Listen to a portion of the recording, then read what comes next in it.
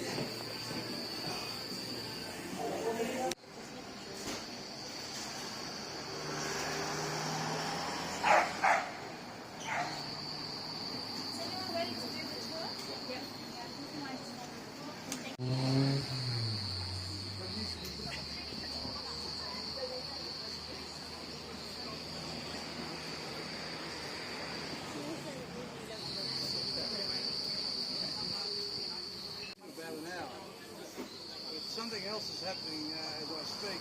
We've got a group of 30 from the United States coming in. They were coming in around about the same time. So there'll be two.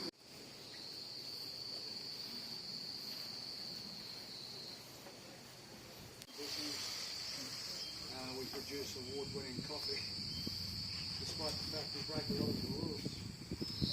Most of the coffee around the rest of the world comes from that part of the world called the coffee belt.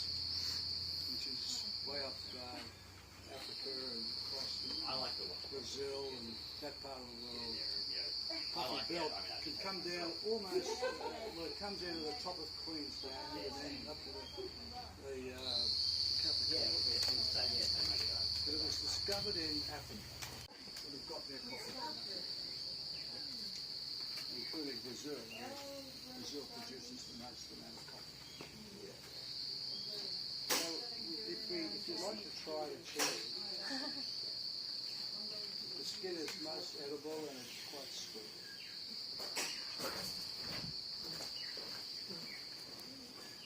You'll be surprised how sweet. When they were dry, they could crush them. And they'd break them up into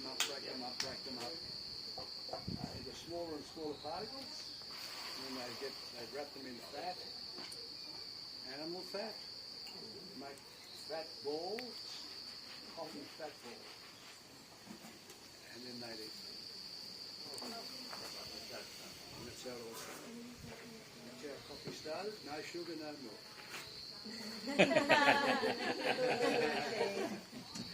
And what they didn't realise, because we all realise now, is they were consuming coffee. But what they did differently from the natives, they would pick the cherries just like you have. They dry the husks, and then they put heat under them. Instead of crushing them raw, they roasted them, and then they crushed them.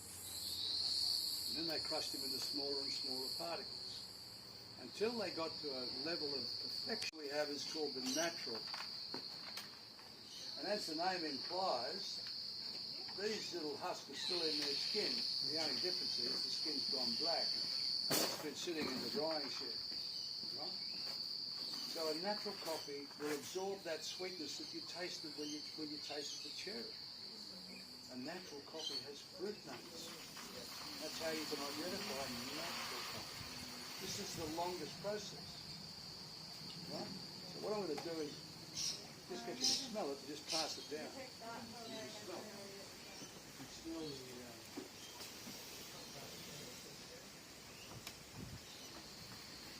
the second style, and the one we use here at Tamborine Mountain, and the one that's sitting in here is called the honey style. Now we don't know where the name honey came from.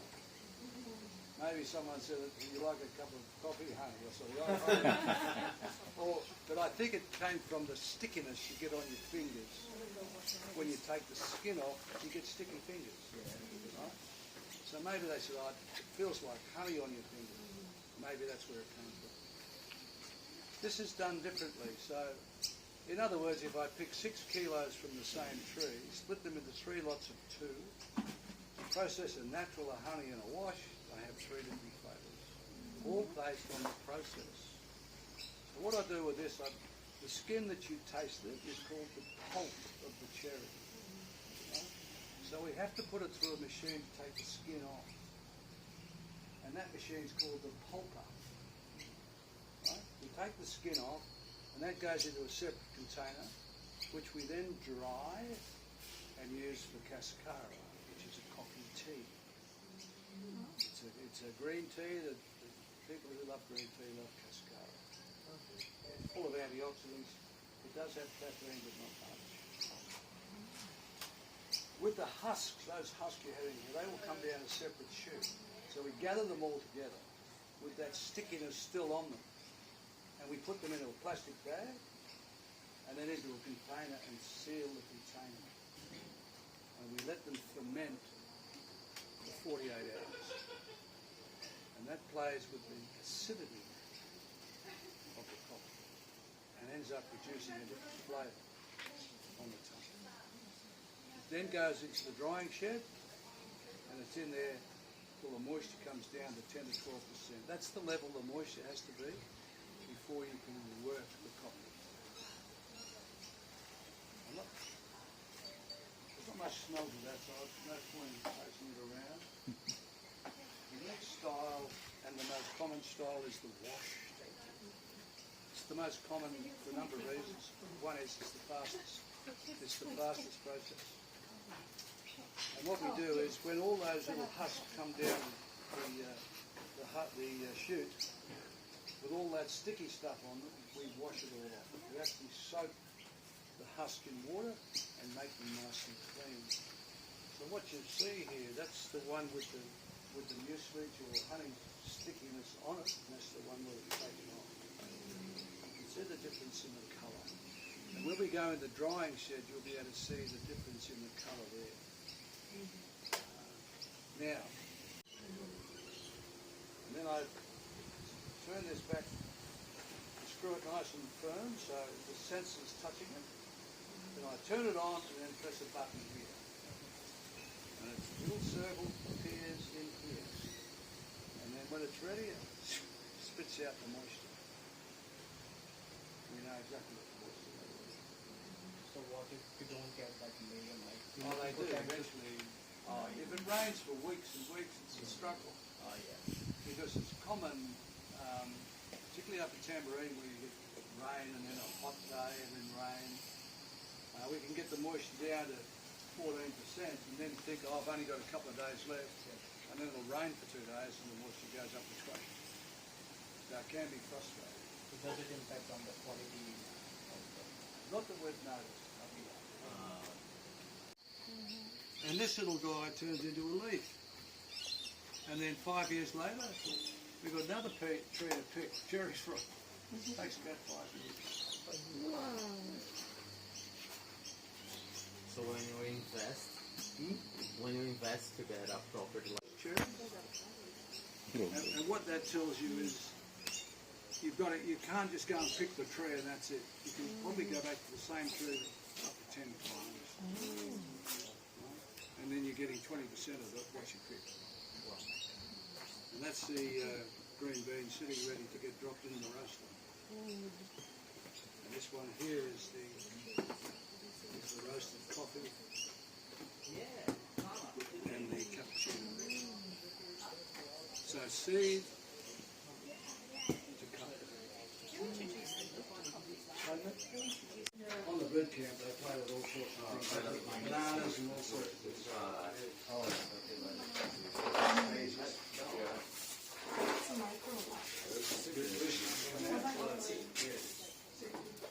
This is another honey style. And over here it's got some washed, some natural, and some washed. And they're wonderful, the beautiful big washed up there. Perfect washed example.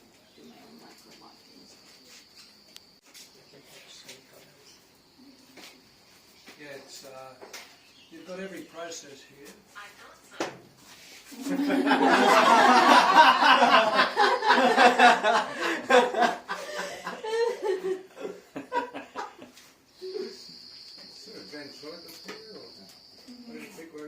Style I showed you in the jar. Is it original? Yeah, yeah. I have 2 worm farms. We use the juice from the worms to go in the garden. And sometimes we may need to put nitrogen in the ground. Yeah, the bananas. You had a question on the bananas. The bananas, Poppy loves bananas. There's a couple of reasons. It provides shade. They love shade.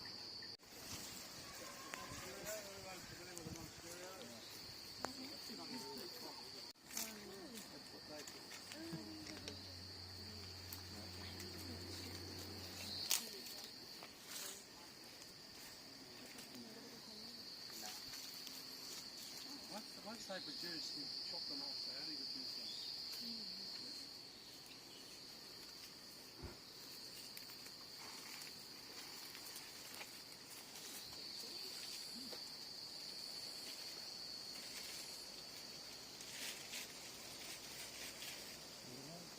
We pick the bone.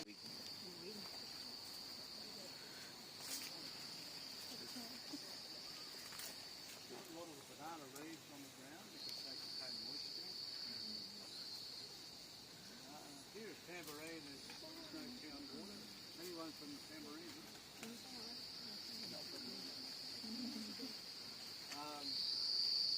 Yeah, 5 years ago we had a drought ran out of water. Yep. Do you remember? We ran out of water. I do remember. I think that was my first year in Australia. Yeah? Yeah, I came in 2018 and heard it like there was a drought. Oh, yeah, yeah. Yeah, following that year, I think 2019 or something. Yeah. Yeah, well, we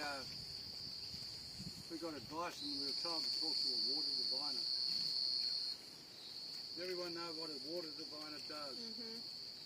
Yeah? Come down here, I can see it. Red soil. Yeah. Organic soil. Yeah, the water diviner came along and walked up and down, and then he got these two wires out of his bag. And he continued to walk around, and all of a sudden his wires were going a bit nuts. He couldn't control them. Anyway, he stopped and got this long wooden stake, drove it into the ground, tied a red ribbon around the top. He said, go down 80 metres right there, and you'll get all the water you want. No guarantee. Yeah. No guarantee. Temperatures around the equator in the mountains 15 to 25. We get up to 38, 39, and get down as low as 2 or 3 degrees. So it's very challenging at times. But they love it. They love the soil.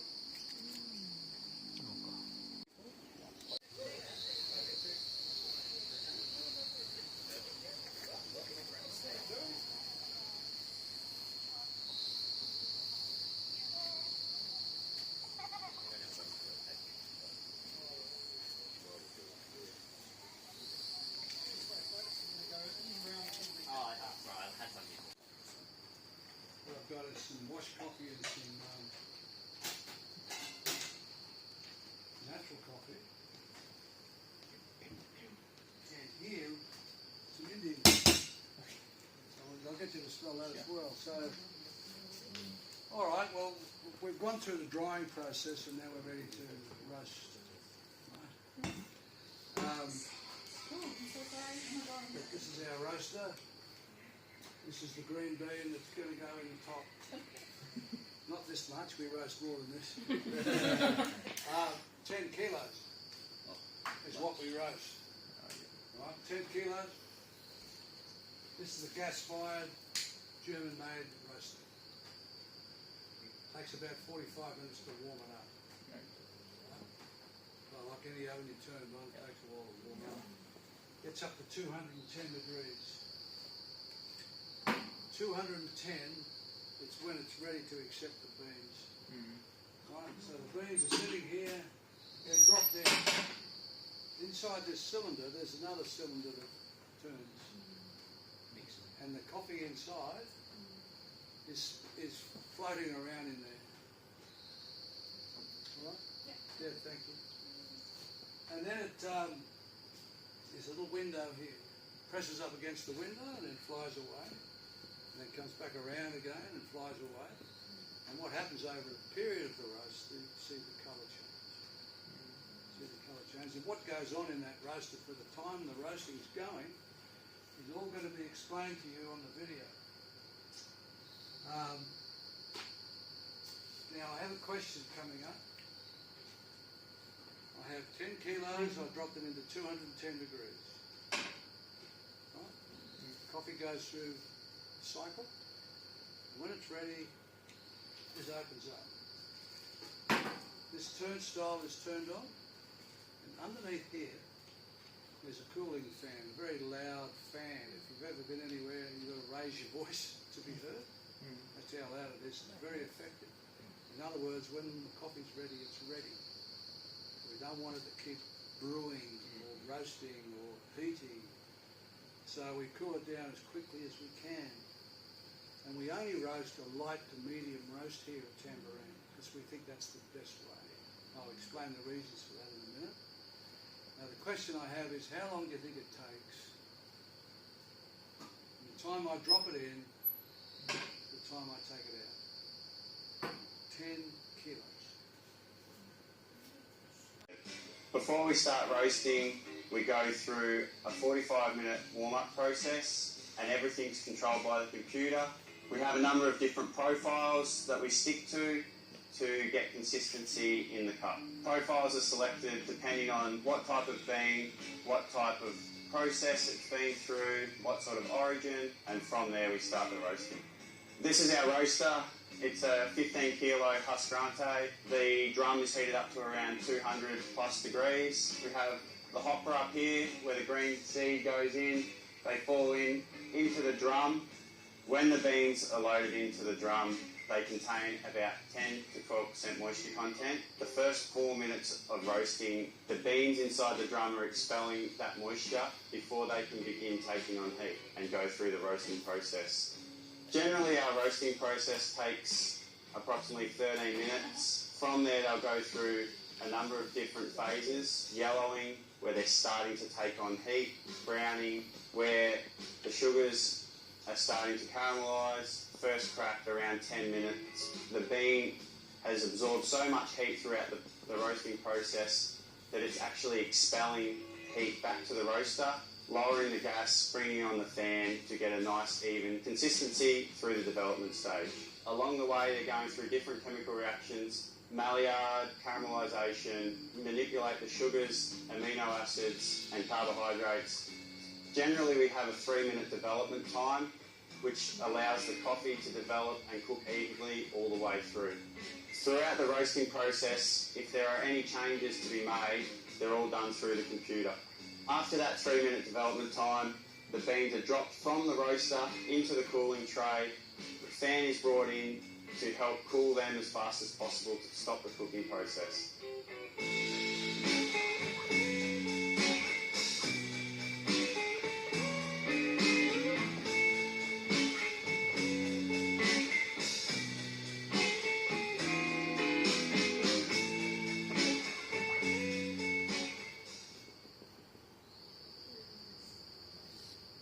Congratulations.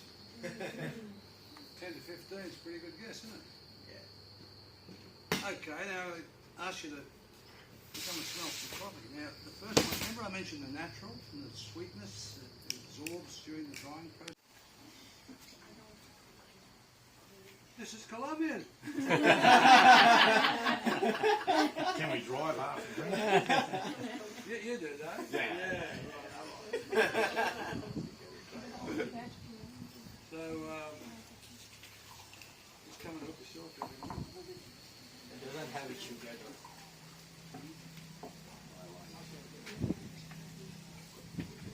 Brazil, places like that, they